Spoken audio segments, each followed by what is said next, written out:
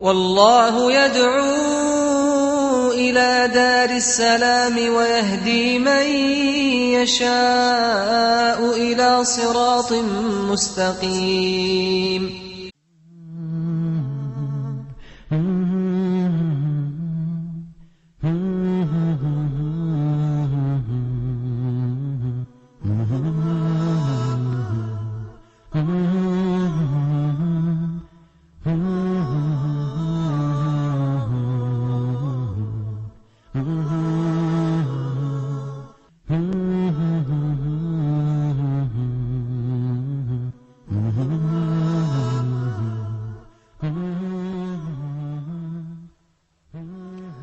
بسم الله الرحمن الرحيم. الحمد لله رب العالمين، وصلى الله وسلم وبارك على عبده ورسوله الأمين نبينا محمد وعلى آله وصحبه أجمعين.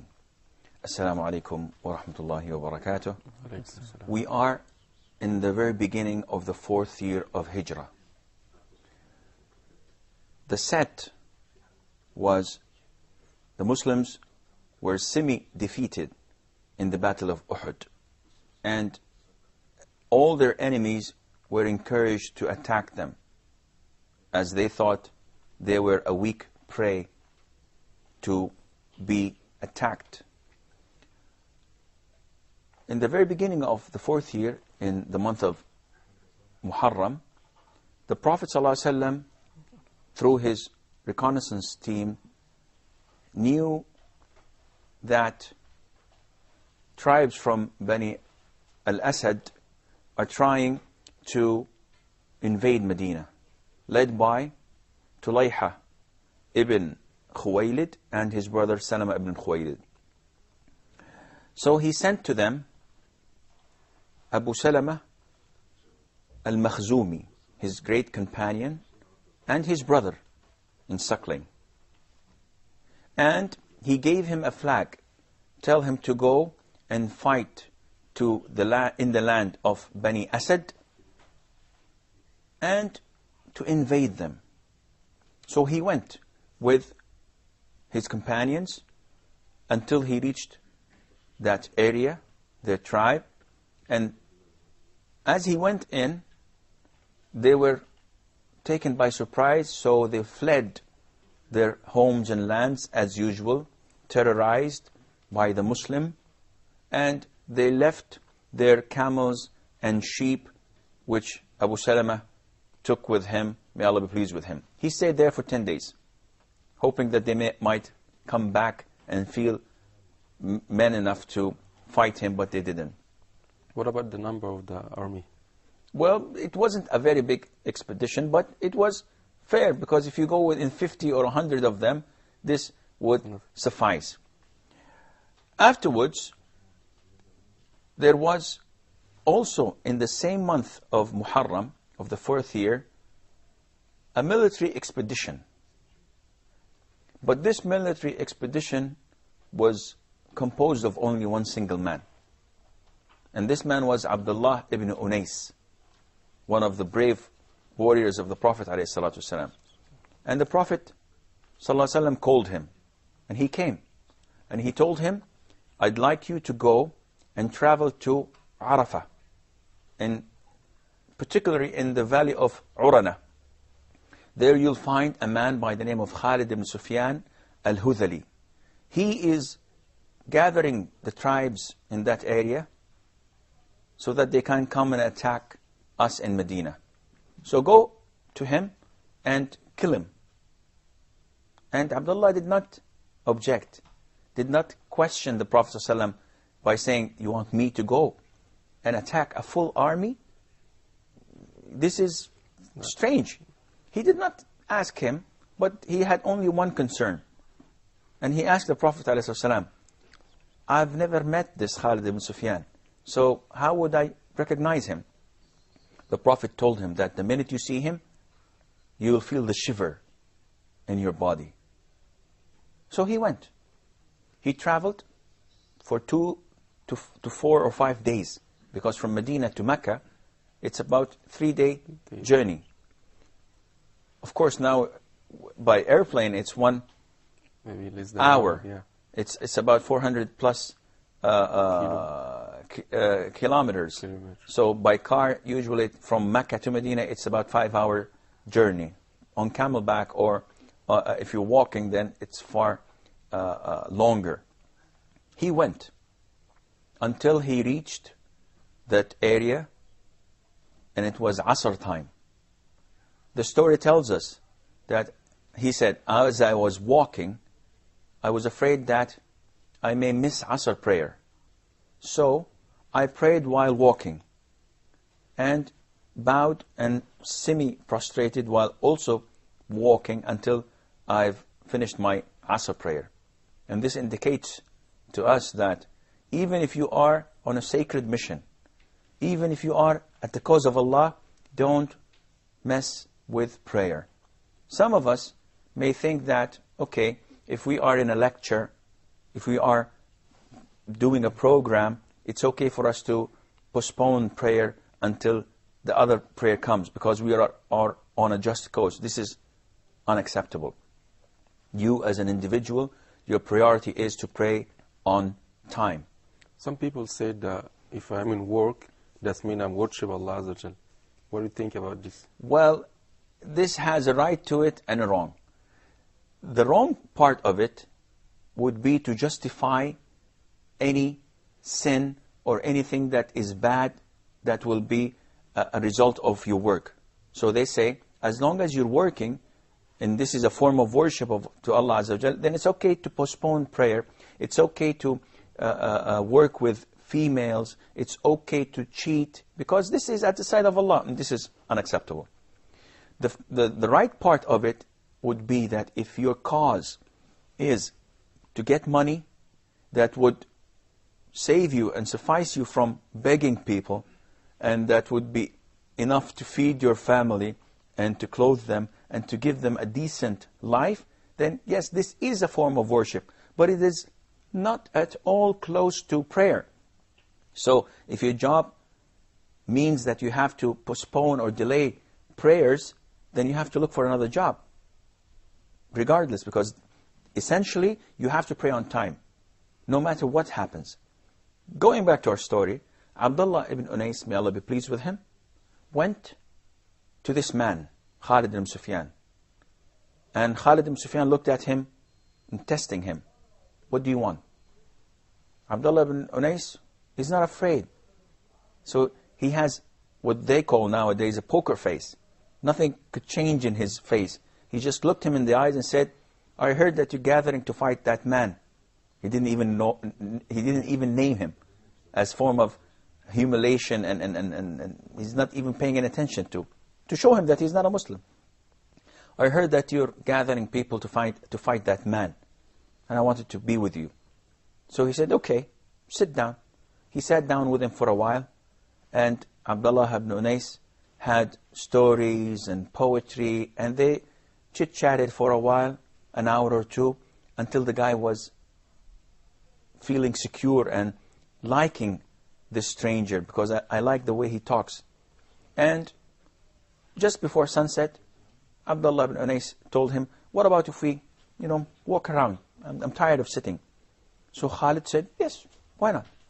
And they walked around together until they were away from the camp and behind one of the hills, and then he jumped on him and he chopped his head off. And immediately he went back to Medina. And he went back to Medina and gave the glad tidings to the Prophet ﷺ that your enemy is no more existing. And the Prophet ﷺ prayed for him and asked Allah Azza wa Jal for him for forgiveness.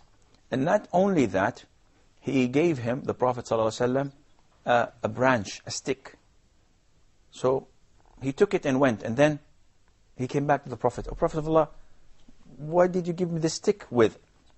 What to do with it? It's just a stick. I have swords, I have everything. The Prophet told him that on the Day of Judgment, those who have sticks with them are very few. And I want you to be among those very few. The stick is a form of prestige, to point at. It's not something that you fight with, or it's not a cane. It's just something to have in your hand. And Abdullah ibn Unais put it in his will that whenever he dies, it should be put alongside of him in the grave, and so they did. I heard, Sheikh, that the Prophet ﷺ had to use a stick with him. No, this is not correct. The Prophet ﷺ did not use a stick with him, though he was quite old. He was 56 at the time, 55, 56 years old. But he sometimes had what is called as a anaza, and it's a short spear. And he sometimes used to carry it in order to use it, but he did not have a cane with him. He would sometimes deliver the Friday speech and having a spear-like with him, or a stick, so that he could deliver the khutbah and the oration of Friday, but it was not a cane that he used to use to walk with. The following month was a tragic month also for the Muslims. It was the month of Safar, the second month in the Islamic calendar. The Prophet ﷺ sent 6 of his companions, and other stories say that he sent 10, with a group from Adl and Qara tribes. Came to the Prophet, an envoy came to the Prophet, asking him to teach them about Islam. He introduced Islam to them. So they asked him to send people from his companions to teach their people. So he sent with them 10 of his companions with a double mission. One was to teach these tribes.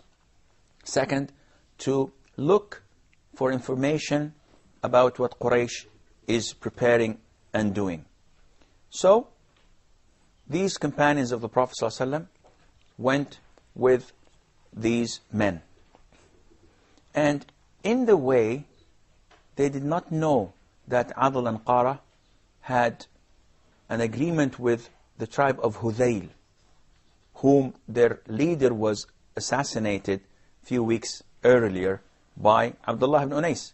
Khalid ibn Sufyan al-Hudali, his tribe arranged to rent these people from the tribes of Adl and Qara so that they can draw some of the companions of the Prophet ﷺ and they can kill them in exchange. I believe we have a short break. Stay tuned, and inshallah we will be back.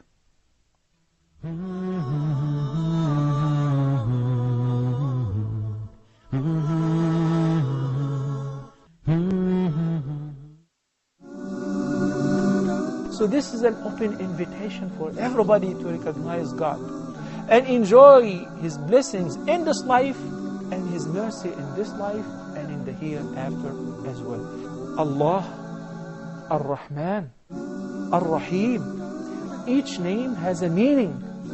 Each name signifies a nature of Allah the Almighty which no one shares or is compared to Allah in it.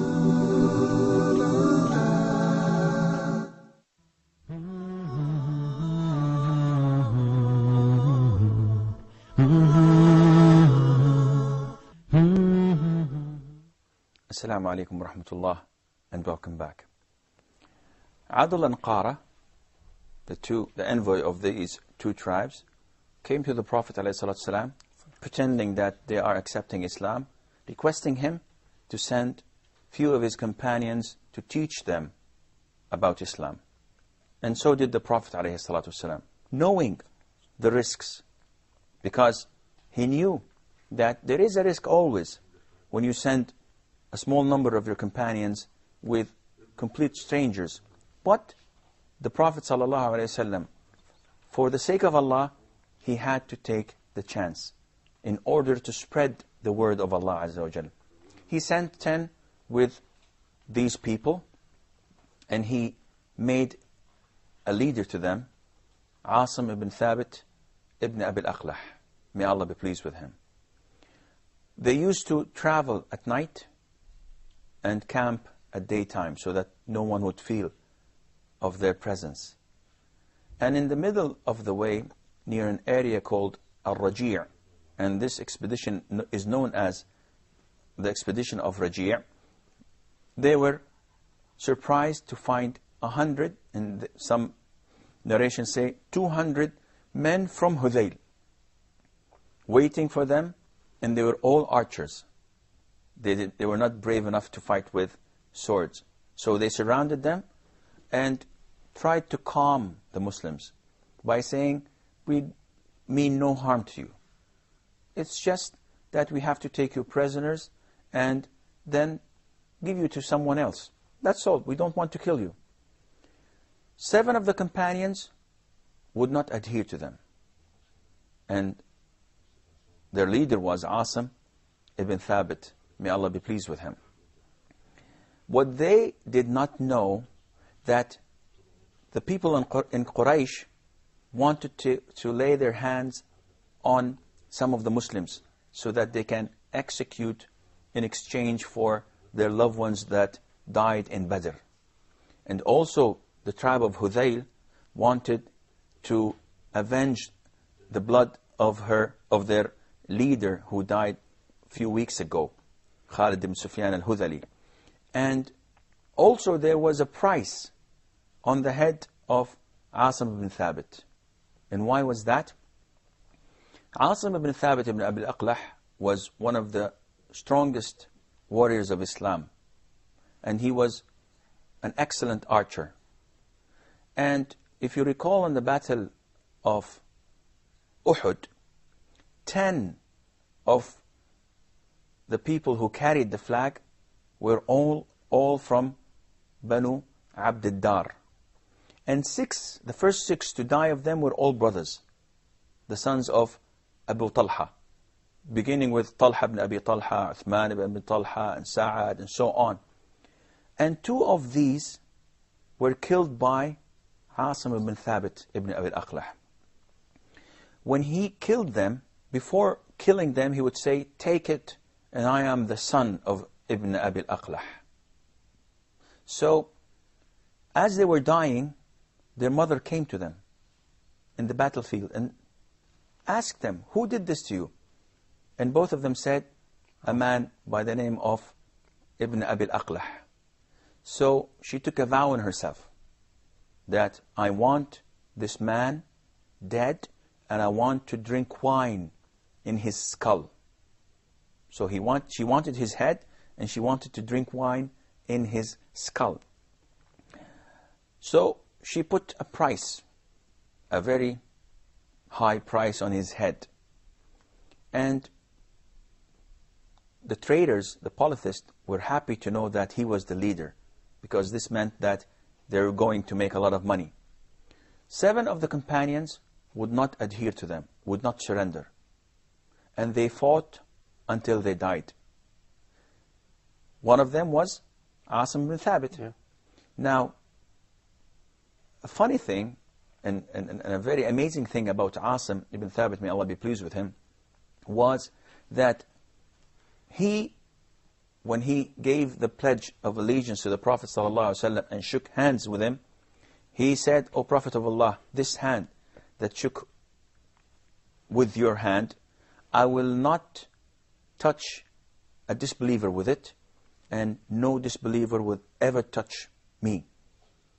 And this just to show how far away from disbelief he was, to the extent that even physical contact he would not allow.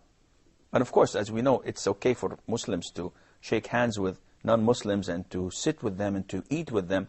But with Asem, it was a different story, because he was so far away from them, and he would not ever sit alongside with them because they insult Allah Azza wa Jal. So this is his way. It's up to him. If he doesn't want to shake hands with anyone, it's his choice. So no one could say, well, this is extreme or this is too much. No, it's not. If I don't want to sit with a particular person or shake hands with, it's my own freedom to do and choose whatever I want. Therefore, as they were killing him, he supplicated to Allah and said, O Allah, inform our Prophet sallallahu alaihi wasallam with what's taking place with us. Tell him what's happening. And O Allah, as I protected your religion at the beginning of the day, protect my body at the end of the day. Because he still did not want them to touch his body.